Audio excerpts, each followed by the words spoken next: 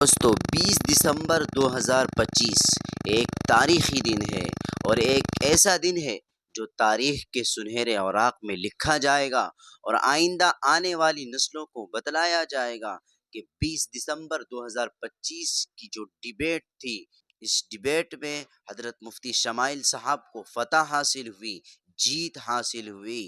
حضرت مفتی صاحب نے اس ڈیبیٹ کے اندر وجود باری تعالی جو کہ ازلی اور ابدی ہے، اس کو بہترین انداز میں ثابت کیا۔ بہت سے ایسے لوگ جو وجود باری تعالی کا انکار کرتے تھے، وہ ماننے پر مجبور ہوئے کہ واقعی کوئی خدا موجود ہے۔ اس ویڈیو کے اندر جاوید اختر کے 9 اعتراض اور اس کا کرارا اور دندانہ شکن جواب آپ سامعین و ناظرین کے حوالے کر رہا ہوں۔ ہر مذہب آپ سے ایک چیز مانگتا ہے، فیتھ۔ یہ فیتھ کیا چیز ہوتی ہے؟ What is the difference between faith and belief? جناب جاوید اختر صاحب کئی مرتبہ دہرا رہے ہیں کہ فیتھ کا مطلب بتائیے، فیتھ کا مطلب بتائیے۔ میں نے بتا دیا، فیتھ صحیح بھی ہوتا ہے، غلط بھی ہوتا ہے، اور آج ہم فیتھ پہ بات نہیں کر رہے، ہم ٹروتھ اور ڈز گاڈ ایگزسٹ پہ بات کر رہے ہیں۔ کیا ڈز گاڈ ایگزسٹ؟ یہ ٹروتھ یعنی گاڈ ہے یا نہیں ہے، اس میں سے دونوں ٹروتھ کیا ہے؟ اب آپ اسے فیتھ کہہ لیں، بلیف کہہ لیں، ناٹ مائی بزنس۔ یہ ہمیشہ سے تھی یا نہیں تھی، ہمیں معلوم نہیں ہے، اور یہ کہنا کہ ہمیں معلوم نہیں ہے، کمال یہ ہے کہ دنیا کے سارے مذہب سب جانتے ہیں یہ دنیا کیسے بنی تھی، کیسے مٹے گی، مرنے کے بعد کیا ہوگا، ان کو سب علم ہے۔ اس کے بعد انہوں نے کہا کہ بھئی ہمیں نہیں معلوم۔ اگر نہیں معلوم تو کلیئرلی کہہ دینا کہ نہیں معلوم ہے، اس میں کیا حرج ہے؟ تو وہی تو میں کہہ رہا ہوں نا کہ آپ کہہ دیں کہ نہیں معلوم، لیکن کلیم کیوں کر رہے ہیں کہ گاڈ ایگزسٹ نہیں کر رہا ہے؟ آپ کہہ دیں نہیں معلوم ہے، ہو سکتا ہے ہو سکتا نہ ہو، لیکن آپ کلیم کر رہے ہیں۔ The moment you say God does not exist, this is a claim, and now the burden of proof is upon you too، جیسے ہمارے اوپر ہے۔ اور حد تو یہ ہے کہ بھاپ کے انجن کے خلاف تھے، اسٹیم انجن کے بھی خلاف تھے، وہ فتوے ہوئے ان پہ، ویٹیکن نے دیے۔ انہوں نے ایک لفظ کہا، ویٹیکن نے فتویٰ دیا۔ ویٹیکن کا فتوے سے کوئی تعلق نہیں ہے، دونوں کانٹراڈکٹری الفاظ ہیں۔ یہ ٹینڈنسی ہے مذہب کی کہ وہ بڑھتا ہے، جیسے کینسر بڑھتا ہے، جیسے شراب بڑھتی ہے۔ تھوڑا سا اگر ہو تو شاید بہت اچھی بات ہے، لیکن شراب تھوڑی سی نہیں رہتی، اس میں ٹینڈنسی ہے پہلے۔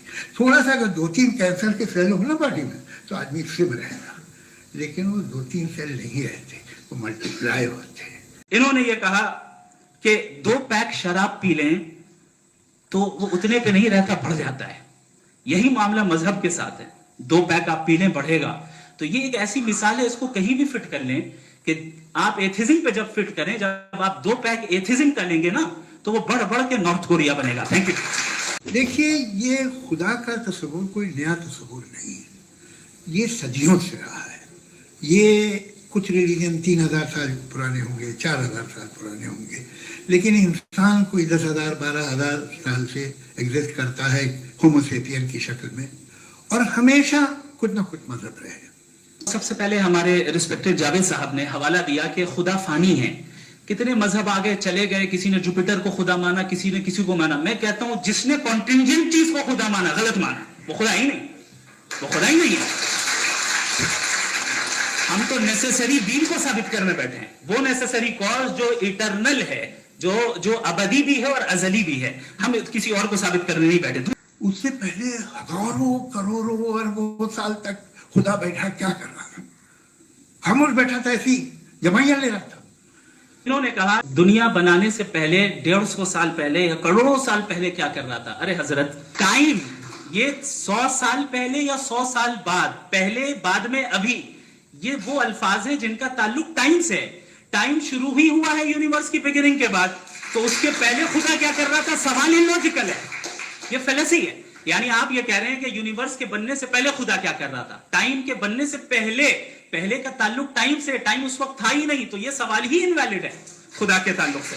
کوئی مذہب سارے سوال کرنے کی اجازت نہیں دیتا ہے، اور منع کرتا ہے کہ زیادہ سوال نہ کرو، بہہ جاؤ گے تم۔